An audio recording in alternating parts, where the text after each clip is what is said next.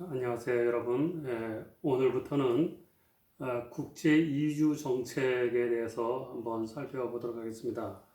그래서 몇 시간에 걸쳐서 국제 이주 정책 그리고 국내 이주 정책에 대해서 살펴볼 텐데, 먼저는 유럽의 이주 정책에 대해서 한번 살펴보고, 두 번째로는 북미를 중심으로 하는 국제 이주 정책을 살펴보고, 그리고 마지막으로는 국내 이주 정책에 대해서 살펴볼 것입니다.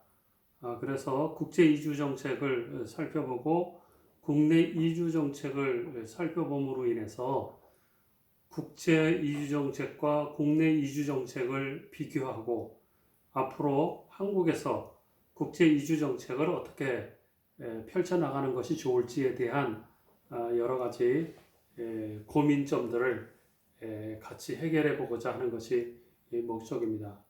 그래서 이 시간에는 국제 이주 정책을 봄에 있어서 먼저 국제 이주 정책의 흐름, 개괄적인 흐름을 여러분들이 먼저 이해하시는 것이 좋다고 생각합니다. 그래서 국제 이주 정책, 이주 노동자들의 문제, 국제 이주가 일어나는 것은 시장 경제의 세계화, 이것이 핵심입니다. 다시 말해서 세계화와 이주 노동자는 아주 직결되어 있다라는 겁니다. 그래서 자본시장은 어떻게 보면 자본시장의 기초는 경쟁의 자유화입니다. 그래서 경쟁의 자유화를 통해서 경쟁력 있는 것은 살아남고 경쟁력 없는 것은 도태되는 그러한 기본 원칙을 시장 경제에 적용하고 있습니다. 그래서 지금과 같이 무한 경쟁, 자본주의의 무한 경쟁 시대에는 상품이나 자본이나 정보나 노동력이나 무한한 경쟁력을 가지고 무한하게 이동할 수 있습니다. 그래서 상품도 경쟁력 없는 상품은 퇴출당합니다. 자본도 이윤 창출에 있어서 경쟁력 없는 자본은 투자가 되지 않습니다. 정보도 경쟁력 있는 정보만이 기술을 발전시킬 수 있기 때문에 정보도 경쟁력 있는 정보는 살아남습니다. 노동력도 마찬가지입니다.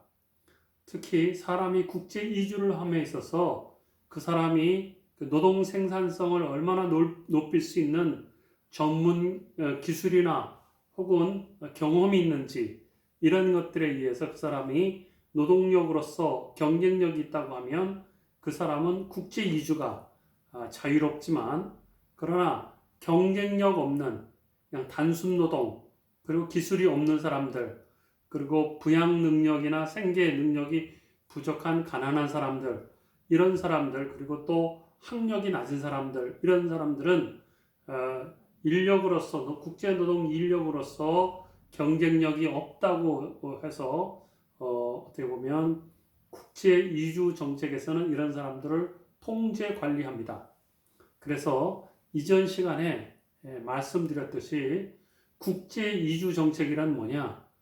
경쟁력 있는, 다시 말해서 전문 기술이 있고 또 이 상품 생산에 있어서 유능한 전문성을 가진 사람들은 얼마든지 유입을 하지만 경쟁력 없는 이주 노동자들, 기술이 없는 이주 노동자들, 또 가난한 나라에서 온 이주 노동자들, 이런 사람들은 관리 통제하는 것이다.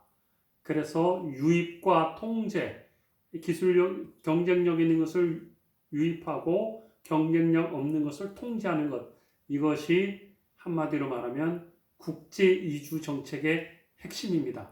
그래서 국제 이주 정책의 핵심은 결과적으로 어떤 이야기냐? 경쟁력 없는 사람, 경쟁력 없는 노동력을 국경에서 차단하는 정책이 국제 이주 정책이다. 그러나 경쟁력이 없다 하더라도 때로 자국의 이익을 위해서 단순 노동이라도 필요하면 받아들일 수 있는 이런 유연한 정책도 동시에 구사하고 있다. 그렇게 여러분이 이해하면 됩니다.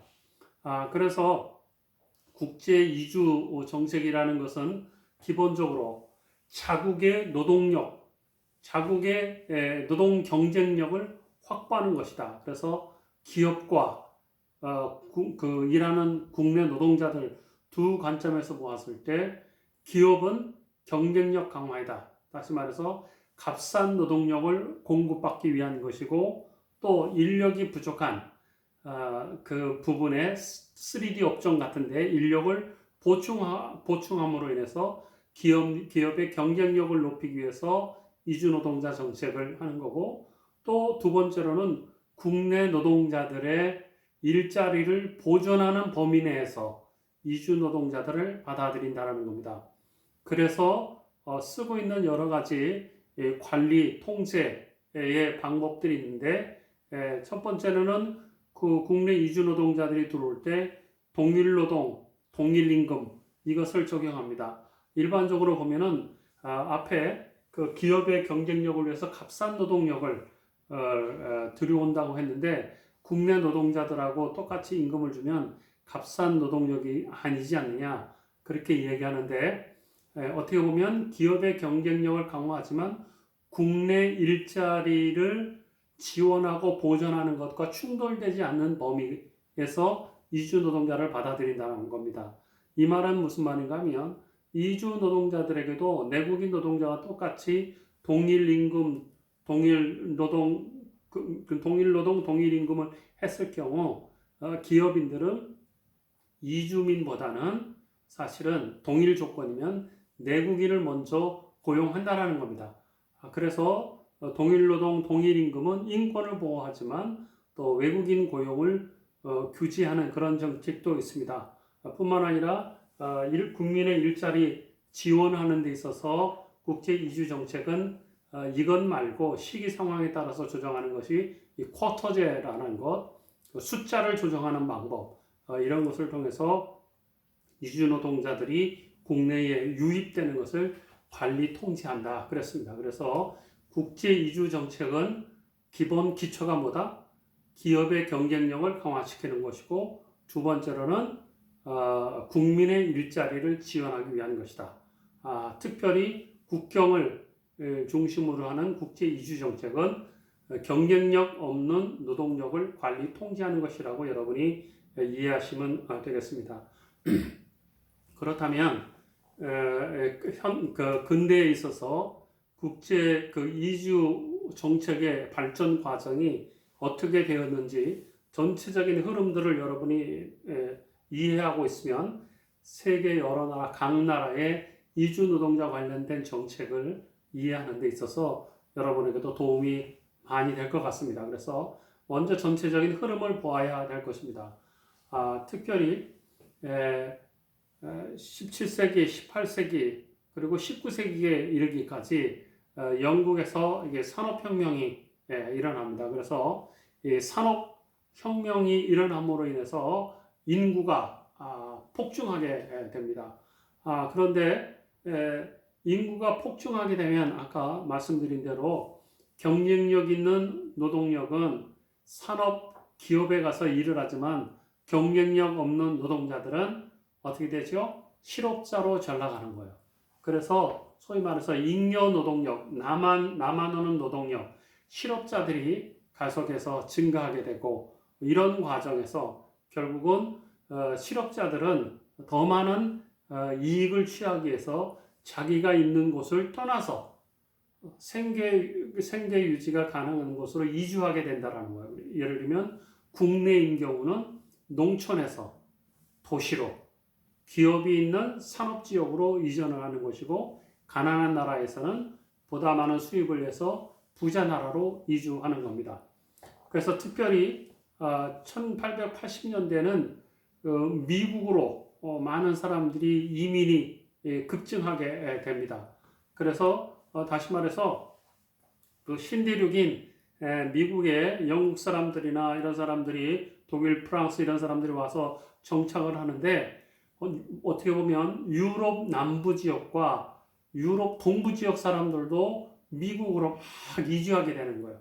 그래서 18세기, 19세기 초기에는 이주 노동자들을 받아들이는 정책을 했지만 이주민들이 갑자기 급격하게 늘어나면서는 어떻게 해요? 그 다음부터는 규제 정책을 하기 시작했다라는 겁니다. 그래서 여러분들 이 원리를 잘 이해하시기 바랍니다. 경제 발전을 위해서는 국제 이주를 받아들이는 것이 있지만 이주의 숫자가 어느 범위를 넘어서면 그것을 관리하고 통제한다.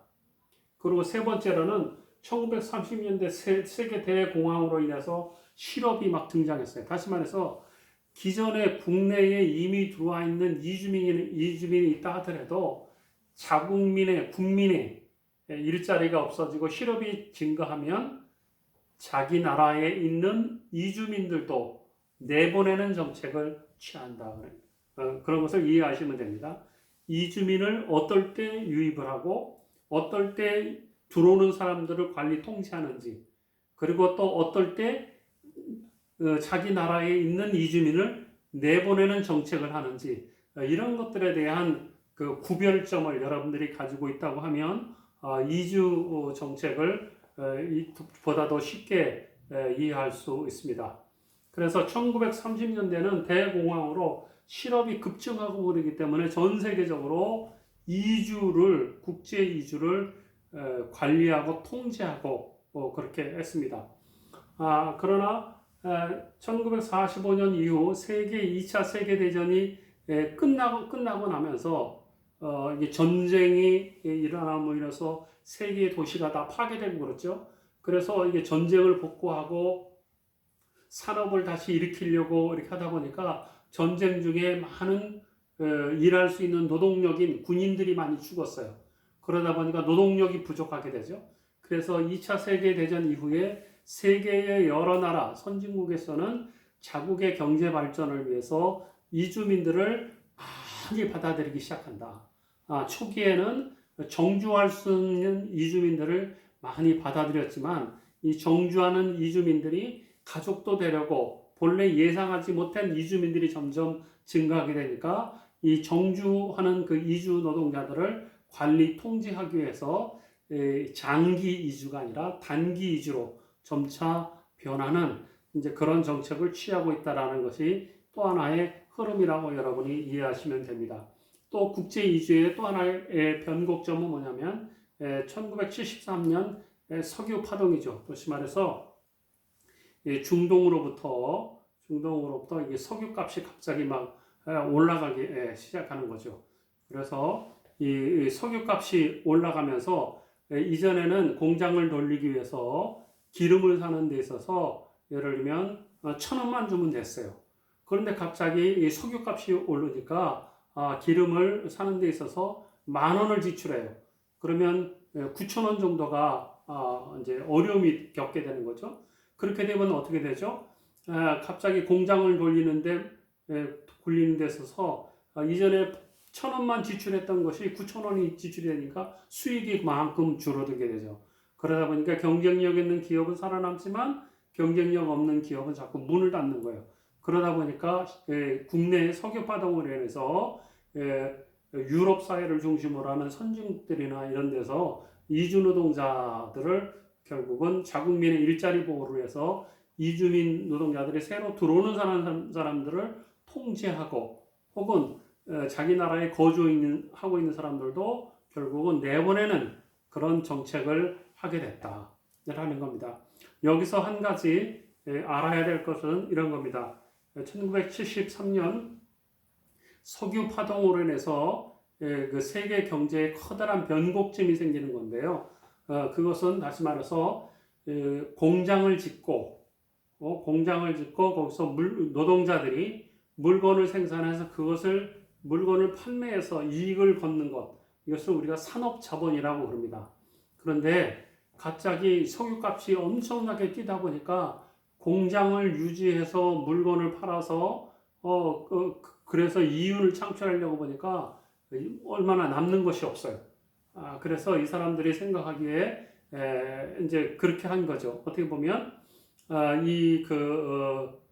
소위 말해서 돈을 낳는 그런 새로운 시스템이 만들어진 겁니다. 다시 말해서 금융 자본의 등장인데요. 좀 이 부분을 설명하려면 얘기가 많이 길어집니다. 뭐 근본위제도 IMF 그 고종환율제에서 변동환율제 변환에 관한 이야기들을 하게 되면 그 이야기도 1시간이 넘어갑니다. 그러나 짧게 이야기하면 석유 파동으로 인해서 공장을 중심으로 하는 산업 자본이 아니라 금융 자본이 등장하게 됩니다. 그래서 은행들이 돈을 빌려주거나 투자를 해서 거기서 공장을 지어서 이윤을 얻는 것보다 돈을 빌려줘서 이윤을 창출하고 또 이 환율의 차이, 고정 환율에서 변동 환율제가 되면서 환율의 차이에 대한 이런 것들이 많아져서 해외 직접 투자, 금융 자본의 투자가 많이 증가하게 됐다라는 거예요. 그래서 어떻게 보면 이제 자국의 일자리, 값싼 노동력은 제3세계에 넘기는 이제 그러한 경향이 있다라는 겁니다. 그리고 또 하나의 이제 중요한 병국 73년의 흐름은 뭐예요? 선진국에서는 이제는 일자리를 중심으로 하는 이러한 이윤을 남기는 기업의 경영보다는 자본을 투자해서 이윤을 남기는 것으로 많이 어떻게 보면 정책이 변환이 됐다. 그래서 과거에는 국내에 회사를 만들어서 물건을 만들어서 생산했다고 하면 이제 1973년 석유 파동 이후로는 어떻게 해요? 내가 기업을 해외에다가 세우는 거예요. 해외에 세우고 또 해외에 투자를 해서 그 이익을 창출하는, 내가 노동자들을 고용하지 않고도 이윤을 창출하는 이런 형태로 많이 바뀌게 되는 그런 흐름이 있다라는 것을 여러분이 이해하시기를 바랍니다. 그리고 세 번째 중요한 흐름 중에 하나는 2000년대 세계화로 인해서 이주가 증가하기 시작합니다. 이 이야기는 뭐냐면 1989년 이후에 소위 말해서 동유럽 사회주의권이 이제는 자본주의 시장 경제를 받아들이기 시작하죠. 이제 그러면서 어떻게 보면 세계의 그 경제 질서가 자본주의와 사회주의 두 가지 형태가 있었는데 그 자본주의적인 그러한 형태로 하나의 시장으로 단일화가 됐습니다. 그래서 2000년대 1990년대 이후에 들어와서 2000년대 이르면서 어떻게 보면 시장의 세계화, 다시 말해서 기업이 세계적인 경쟁력을 갖기 위해서 기업을 해외로 이전한다든지 아니면은 그 노동의 유연화 정책, 국내에서 기업이 생산을 할 때 필요할 때 노동자들을 많이 고용하고 필요 없을 때는 잘라내는 정규직을 최소화하는 이런 정책을 많이 쓴다든지 아니면은 값싼 노동력을 도입하기 위해서 이주 노동자들을 도입하는 이런 정책이 본격화됩니다. 그리고 제3세계는 어떻게 해요? 제3세계 내부에다가 거기다가 이게 노동력이 많이 들어가는 그런 기업을 거기다 이전시키는 거예요. 그래서 그렇게 되면 값싼 노동력 있는 이주 노동자들이 어떻게 해요? 선진국으로 가는 것이 아니라 그 나라에서 일을 하게 되는 거죠. 그래서 국제 분업이 이루어지고 그 자본을 많이 가진 국가에서는 어떻게 보면 공장을 짓지 않고도 수익을 내는 거죠. 예를 들면 여러분들 나이키 같은 경우는 소위 이제 브랜드 중심 생산 산업 아닙니까? 그래서 나이키는 열심히 나이키를 선전하고 활동하지만 나이키 이 회사에는 공장이 없습니다. 그래서 인도네시아나 이 고무 생산이 많은 나라에서 나이키를 생산하게 하고 그것을 받아서 나이키 상표를 받아서 판매를 하는 거죠. 그래서 어떻게 보면 OEM 방식의 이런 것을 하는데 그래서 어떻게 보면 세계가 노동 중심의 사회와 그 시장 경제와 금융 중심의 시장 경제를 이렇게 나눠지는 이제 그런 형태가 많이 이제 이루어지는 것을 여러분들이 이해하시면 되겠습니다. 그러나 선진국으로 이주 노동자가 가고 있는 이유는 뭐냐면 선진국의 국내 산업을 유지하기 위해서 노동력 없는 산업만 가지고는 안 돼요. 당장 그 국내 산업의 유지하기 위해서 3D 업종이라 하더라도 꼭 필요한 것이 있어요. 그래서 우리가 일반적으로 3D 업종이라는 건 뭐예요? 도금, 뭐 가죽, 프레스, 뭐 이런 것들이잖아요. 예를 들면 이런 거예요. 내가 지금 이 그 자동차 사고가 났어요. 자동차 사고가 나서 그러면 이게 판금 작업을 해서 자동차를 도색을 해야 되잖아요. 그런데 국제 분업에 의해서 노동력이 많이 들어가는 이런 것들은 제3세계로 만약에 보낸다. 그러면 내가 자동차 하나를 고치기 위해서 어떻게 해요? 자동차 문짝을 떼가지고 제3세계로 보냈다가 그걸 수리하고 반하면 시간이 너무 많이 걸려요. 비용이 더 많이 들어가는 거죠. 그래서 3D 업종이라 할지라도 국내에 필요한 최소한의 영역, 이것은 유지하게 되어 있습니다. 바로 그런 부분에 있어서 어떻게 보면 최소한의 인력을 필요로 하기 때문에 거기에 이주 노동자들을 고용하게 되는 거죠. 바로 이제 그런 시스템이 지금도 유지되고 있다는 것을 여러분이 이해하시면 되고, 어떻게 보면 현재의 국제 이주의 동향은 어떻게 보면 서두에 말씀드렸듯이 기업의 경쟁력의 강화, 그리고 국내 일자리 지원을 제1순위로 둡니다. 그리고 점점 이 장기 체류보다는 이 단기 체류로 이렇게 바꾸게 되고, 단순 노동자에서부터는 이제 숙련공, 기술 노동자로 자꾸 전환시키는 그러한 경향이 있다라는 겁니다. 그래서 특별히 단기 체류할 수 있는 이런 영역도 3D 영역이나 3D 기피 업종 이런 경우도 결국은 난민이나 이주 가정, 실제로 이렇게 장기 체류하고 있는 그런 사람들로 대체되는 그런 경향이 있다. 그리고 또 하나는 점점 어떻게 되죠? 전문직 기술직의 국제 이주가 점점점 늘어나고 있다는 거죠. 다시 말해서 전문직이 들어오면 자국민의 일자리하고 일자리를 침범하는 거 아니냐, 그렇게 생각하는데, 그런 것이 아니라 외국에 있는 전문 기술자가 들어옴으로 인해서 국내의 전문 영역의 일자리가 그 전문 영역의 산업을 발전시키게 되고 거기에서 일자리를 얻는 국민들이 늘어난다라는 거예요. 그래서 그 전문 기술을 가진 이주 노동자들을 마구잡이로 받아들이는 것이 아니라 국내에서 전문 기술을 가질 수 있는 사람들이 일자리를 가질 수 있도록 하는 그런 불쏘시개 역할을 할 수 있는 그런 사람들을 데려온다라는 거죠. 그런 식으로 선진국형은 점점점 바뀌고 있고, 또 이 전문직이나 기술직 이런 사람들은 단기 체류가 아니고 뭐예요? 영주 체류와 가족 이주까지도 이렇게 보장하는 이제 그런 정책으로 점점점 바뀌고 있다라는 겁니다. 그리고 또 하나의 세계적인 추세는 이주 인권을 굉장히 강화합니다. 이주 인권을 강화해서 그 이주 노동자들의 인권을, 사람답게 살 수 있는 이주 노동자들의 인권을 보장하는 이제 그런 영역을 좀 더 강하게 하고 있고, 또 아무래도 정책이라는 것은 국가가 공무원들이나 정치인들을 통해서 법과 제도를 만들기 때문에 표에도 많이 영향을 주죠. 그래서 내국인의 우선 고용을 우선적으로 유도하는 이런 정책을 취하고 있는 것이 현재 국제 이주 정책의 흐름이다라고 여러분들이 이해하시고, 이러한 입장을 통해서 여러분들이 국제 이주 정책을, 각 나라의 국제 이주 정책을 이해하시면 되겠습니다.